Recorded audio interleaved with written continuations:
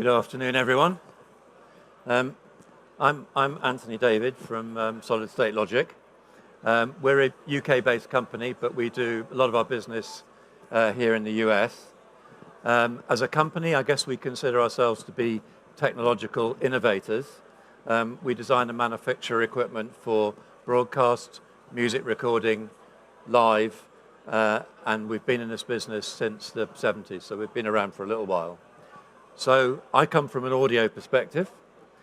Many of the issues to do with audio over IP have been worked through, and there are a range of operational solutions in use, particularly in the world of installed sound, where technology has been widely deployed for many years.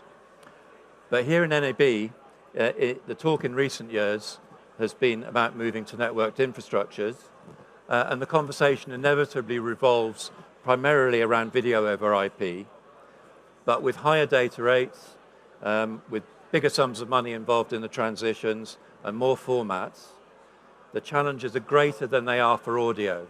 And this is sort of part of a pattern. So, you know, the audio cassette came before VHS, the CD preceded DVD, and Spotify preceded Netflix. So there's a trend. Audio tends to precede video developments. So if you're involved with the move to video over IP, you might just be able to learn something from us audio folk.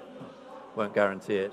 So what I'd like to try and do this afternoon is to address two areas and then show you a real-world example. So first up, what are the benefits of an IP network system? What actually are they?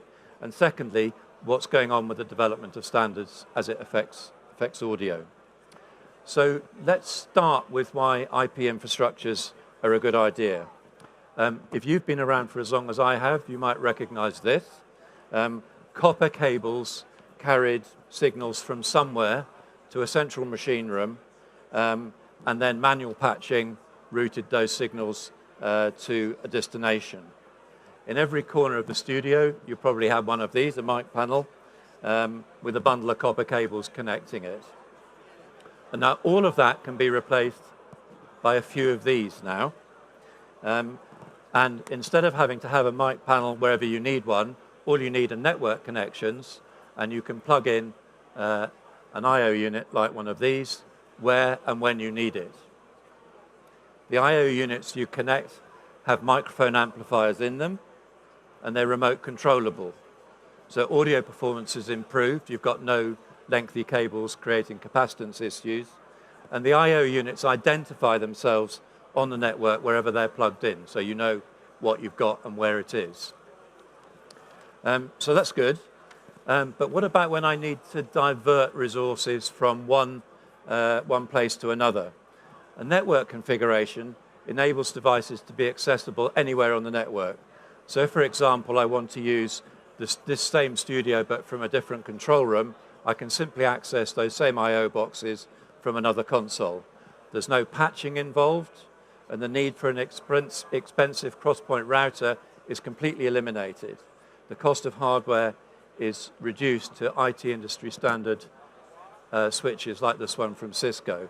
And just to scale this for you, this 24-port Cisco router, which costs just a few $100, can handle 12,000 by 12,000 audio paths at 48 kilohertz. So just think about the savings. So being able to move media around on a network creates flexibility, but how manageable is it? In my mic panel example, I need to know that XLR socket number 14 has been rerouted in my machine room to console input number 6. If this path is established within a digital router, I may be able to add some labels and pass them to the consoles. If I connect something new to the system, I'm going to need to add I/O interfacing, create some new labels, and tell anyone that might be interested that there's a new device on the network. But in a network with a discovery mechanism, devices automatically register their presence to every other one on the network and expose their ability to provide or to receive signals. And if I need to enlarge my infrastructure, I can simply use another port on my network switch, or if they're all full, add a switch. The growth is linear. But if I want to expand the capacity of a cross-point router, the growth is square law or exponential, and that brings with it complexity and additional expense. Now, a network where devices register their presence and broadcast subscribe capability has some other advantages. It doesn't rely on a single point for its coherence. So if I unplug one of the I/O devices or turn off one of the consoles, all of the other routes continue unaffected and new routes can be made. What about redundancy then? The good news here is that the IT industry cares just about as much about that as we do in the broadcast industry do. The mirrored configurations that enable you to configure two parallel networks to provide security are integral to the functionality of switches from Cisco and others. This one here is the rear panel of one of our I/O boxes, and you can see here primary and secondary network connections that support that parallel network architecture. And of course, there'll be dual redundant power supplies to provide security of power. And talking about security, can't anyone with a network connection do what they like? Well, the answer is no, of course they can't, if a network is sensibly designed. There are a range of tools available to control access to specific routes, devices, and subnets. If networks couldn't be made secure, organizations like banks and the military wouldn't be using them. So let me turn now to the issue of standards and interoperability. I'll start with where we are with audio, and then I'll perhaps try and touch on how that's going to play out with the evolving discussions on SMPTE 2110. Now, the basis of all IT network solutions are the IEEE standard for Ethernet and the IETF standard that defines the TCP/IP protocol. Now, the AES has defined AES-67 as an audio standard, and AES-67 defines an IP transport protocol for audio, and it's a useful way to connect different AOIP technologies. AES-67 does not include a registration mechanism.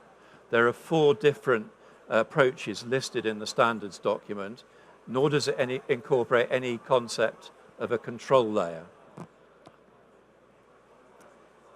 Now, registration is what delivers discoverability, and that's key to exploiting the benefits of a network. It looks likely that NMOS IS-04 will in due course provide the basis for this with audio.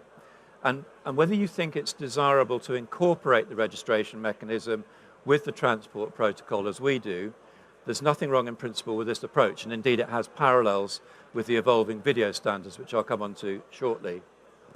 Now, the infrastructure of a TV station has to knit together a wide variety of systems and processes. It's inconceivable that one protocol can serve all of these. However, an IP network or a set of interconnected networks can, and a set of different media transport and control protocols can live alongside each other to deliver the required functionality.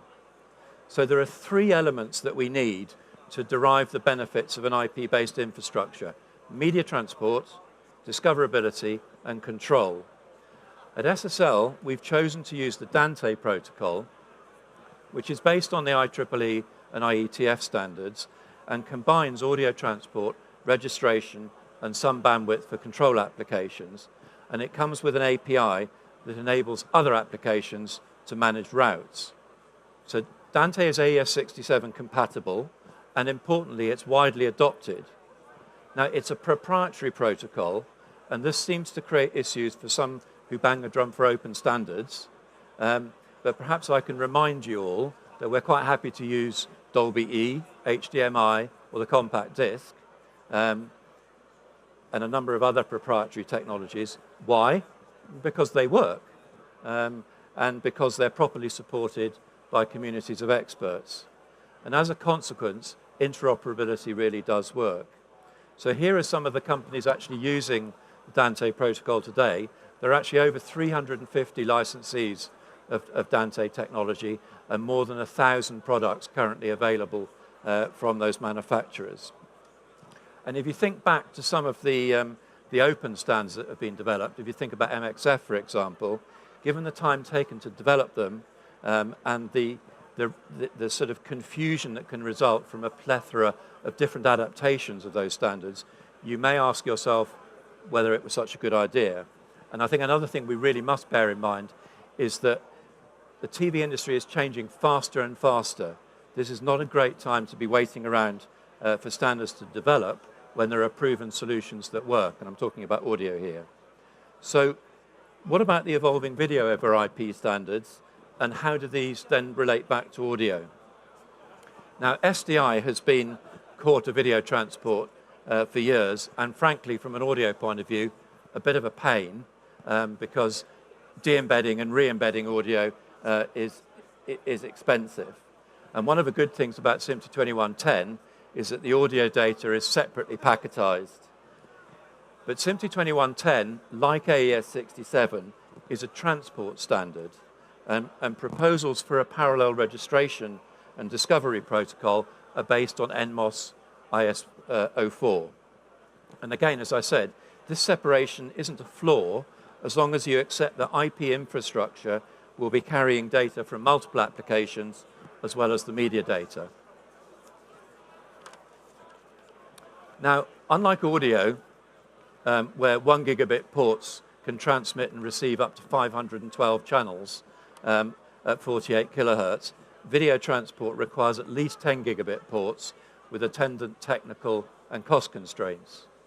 Today, SSL is deploying systems operating on 1 gigabit standard IT infrastructure using technology that's available now and which will embrace future standards as they develop. It's important to understand that this the standard IT infrastructure is agnostic to the standards that rest on it. So this isn't about adopting an infrastructure technology that can carry multiple standards. And SSL, which is one of the originators of the MADI protocol, is a member of the AES, the Media Network Alliance, IABM, and AIMS. We're closely engaged with the discussions, and we'll embrace whichever of these yet to be confirmed video over IP standards emerges so that we can support our customers' workflows, including doing any necessary further development. So the key message I really want to convey today is that broadcasters can confidently roll out IP-based solutions for audio while the details are being finalized for video. Once they are, we will readily be able to make the links to support desired functionality.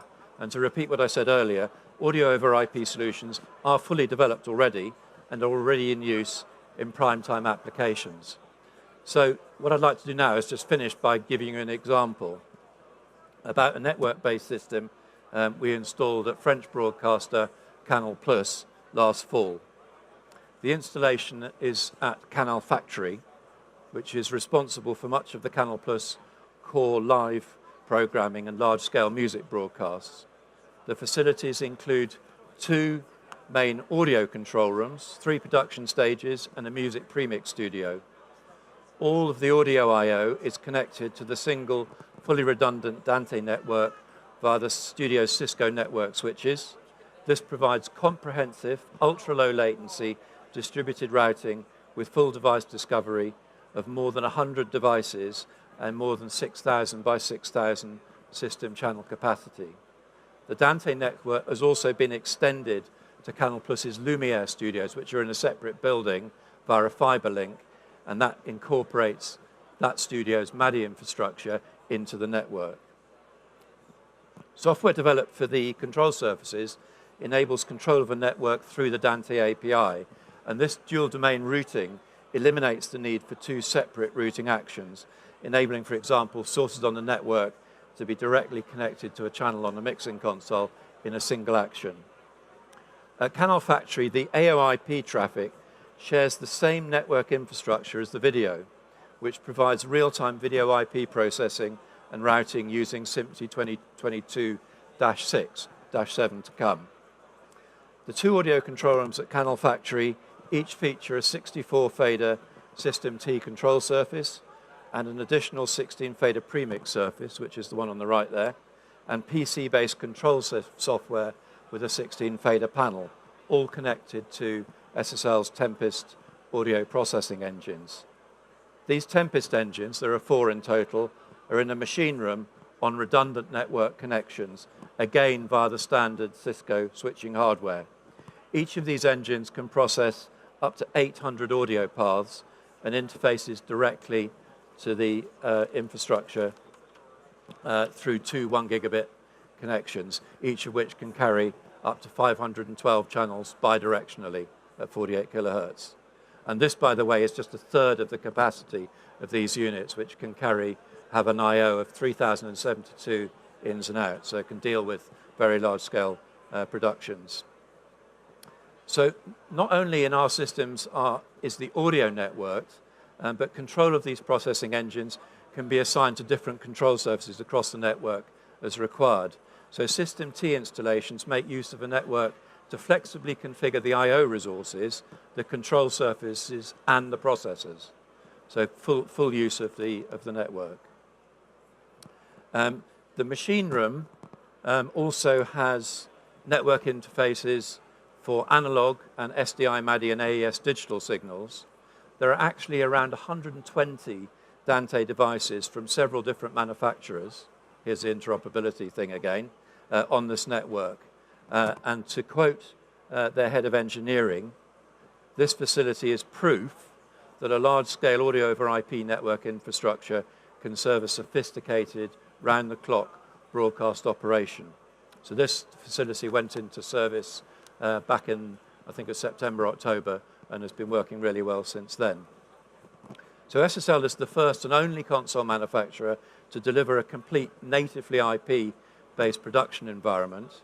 Our SMPTE consoles and infrastructure started shipping shortly after last year's NAB and have been installed here in the US, in the UK, France, Denmark, Japan, and Brazil, among others.